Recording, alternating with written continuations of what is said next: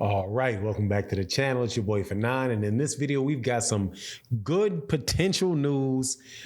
Jaron Boots Ennis very well may fight Keith Thurman in his next fight, if not a Russian fighter.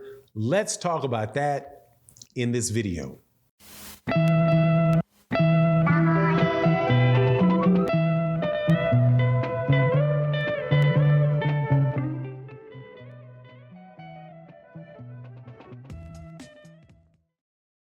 All right, welcome back to the channel. It's your boy Fanon, and in this video, we're going to be in the 147-pound division.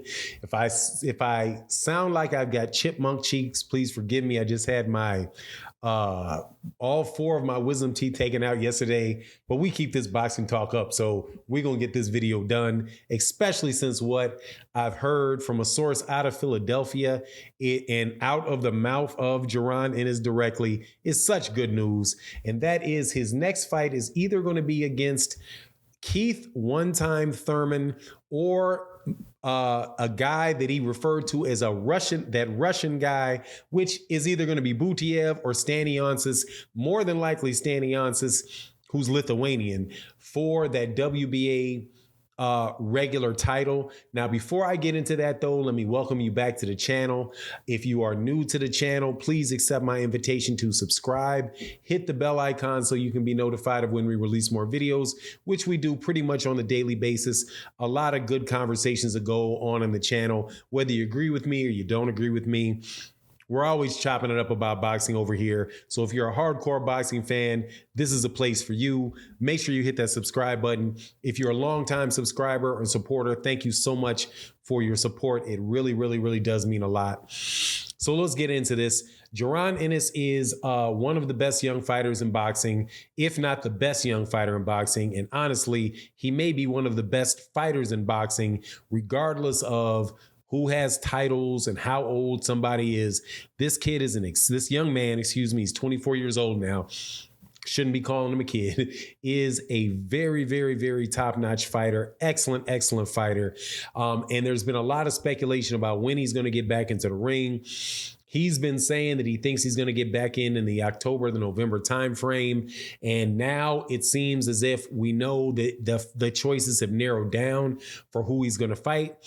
So there is legitimate conversations going on about a fight between him and former two-time or unified rather champion, welterweight champion Keith one-time Thurman, who was the former WBA champion and the former WBC champion, who right now finds himself in a position of, being on the outside looking in to any of the championship belts, as they are all tied up in the fight that many people, I'm not going to say we're all, many people are going to be made between Errol Spence Jr. and Terrence Crawford. The same sources again have told me, let me give the credit to the person that said this.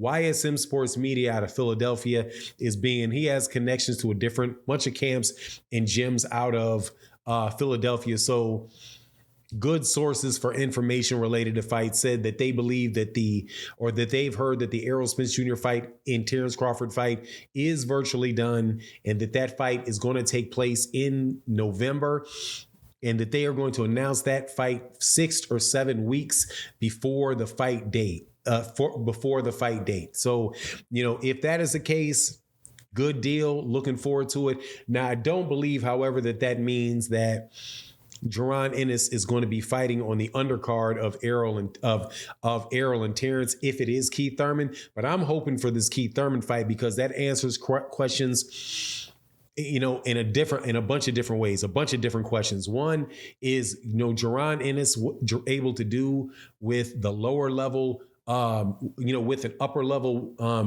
welterweight, what he was able to do with with the guys that were just below that level. What will he be able to do with Keith Thurman? Now, people that talk about Keith Thurman to me and act as if this guy is not a real legitimate fighter and a real threat to anybody that he gets in a ring with, man, it's mind-boggling to me, honestly. I think this dude is the truth, man, in that ring. I know he lost to Manny Pacquiao, but he lost to Manny Pacquiao because he got knocked down. Other than that, I thought Keith Thurman handled himself in that fight very, very well. Other than that, he did not lose any other. He has not lost any other fight, come close to losing any other fight. He did, had Josecito Lopez come on strong in the second half of the fight, but, he dropped Josecito Lopez in his return fight, coming in. Josecito Lopez is a good fighter, good pressure fighter, but Keith Thurman, in my opinion, was never really in any danger of losing that fight.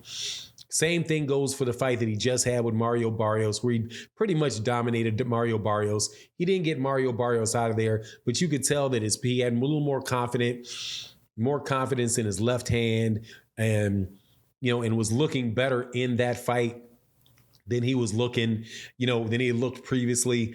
I'm just glad that Keith Thurman gets back in the ring. Now, Keith Thurman, for his part, knows that people are trying to get him to fight Jaron Ennis, and has said, he wants to get the best fights. He really wants to get the championship fights, and he doesn't feel like he's a gatekeeper. But as Sean Porter said, he's like, look, man, you may not be what you were before, and that's what a gatekeeper is. It's somebody that was really, really good that isn't that good anymore, or isn't where they were, but is still good enough to compete, really good enough to compete, right? So if that's where you are, that's where you are, and you're going to have to deal, and you got to deal with what you are. So if he actually takes his Jaron Ennis fight and he takes it for, whatever amount of money, I had heard, there were rumors that he wanted $10 million for the Jaron Ennis fight. Whatever with that, I'm not going to get into how much money he needs to get paid for that fight or whatever, but that is an intriguing fight that if for some way, shape, or form, Keith Thurman was able to win, Keith Thurman would be right back on top and as far as being the guy that is going to get that championship shot. Name would be regenerated. All of that. So that is something that I think would work very, very well for Keith Thurman. And it's for Jaron Ennis, same thing. Jaron Ennis being able to beat a guy like Keith Thurman, who has the stature of Keith Thurman. The people that are doubting Jaron Ennis, they can put a zip in it. They can put a zipper on that too, because this kid would have been able to beat a dude that's a former champion, not somebody that had been beaten, dominated by anybody, only lost one fight. It's just a good all around fight for boxing, man. And my opinion is just generally speaking, we need good fights. We need more good fights, right? Not less fights. We need more fights between guys that aren't necessarily thought of as being the best guys in a division. A guy like Keith Thurman I don't want to sit around and wait around for him to fight Errol Spence Jr. and wait around for him to fight Terrence Crawford, and that be the only fight that we're interested in with him. I would like to see Keith Thurman in there with Jaron Ennis. You could have Jaron Ennis there with Speedy Rashidi Ellis and make really good fights. So as far as, the other thing, if Jaron Ennis winds up fighting Stannionis for the WBA regular title, that's a great look for Jaron Ennis as well. Butiev would be a great look for him as well. Now, because the guy that spoke said, look, I talked to Jaron Ennis. Jaron Ennis said he's either fighting Thurman or he's going to fight this Russian guy.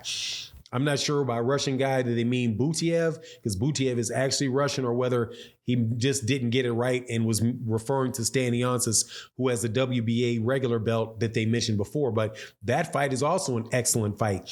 That would be another entertaining weekend of boxing for boxing fans. But anyway, that's my take on the matter. You let me know what you think in the comments section. And with that, I'm out. Peace.